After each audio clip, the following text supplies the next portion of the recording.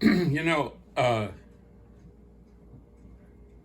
Bob Dylan, you know, I have something to say about Bob Dylan. I mean, you think these glasses are like whatever, you know. Yeah. All right, look. In 1971, I bought a Martin D18 guitar at Sam Ash on 48th Street. At that time, well, for many years, 48th Street was like where the whole from 6th Avenue over to 8th Avenue was all music stores. You could have musical instruments renovated, restored, fixed, adjusted, and then you could buy any number of instruments at the time. And there were so many music stores, and there were all kinds of musicians like buying instruments and testing instruments and whatever. And I bought my D18, which to this day is still by my side. So it's the guitar is 52 years old, and I bought it 51 years ago, and it's been by my side ever since. So when I bought it, I went back to my apartment and tuned it up. And the first song I played on it was Bob Dylan's Like a Rolling Stone. You know, once upon a time, you dressed so fine, you threw them on the dime in your prime, didn't you? People say, beware doll, you're bound to fall. You thought they was all kidding you. So,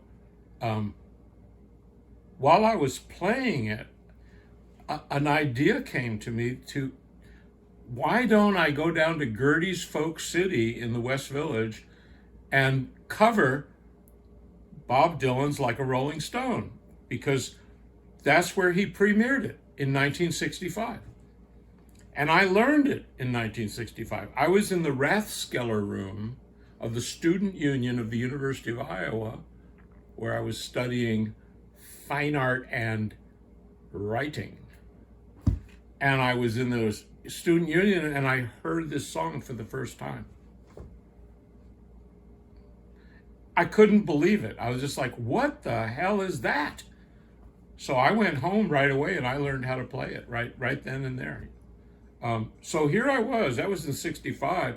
Here I was in 1971 or two in New York, having just bought my Martin D18, and it so happens that Dylan, when he premiered it at Gertie's, premiered it on a Martin D18. So I thought, why don't I cover that song at Gertie's?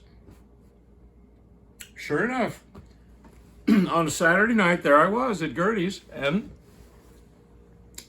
I was on the second verse of Like a Rolling Stone, and I thought to myself, this might not have been the best idea possible, because this isn't going very well. So I struggled through the song. Oh my God. And it's long, and how he could remember all those lyrics is beyond me. But, you know, I got through it. And you know, I figured if Jimi Hendrix could cover it and miss an entire verse, it can't be so bad if I miss a little bit here. So I got through it, and when it was done, I just went to my little table and I sat down and I drank a bourbon on the rocks in one single gulp. Now, at the time, Garland Jeffries had a regular gig at Gertie's, and you may be aware of Garland.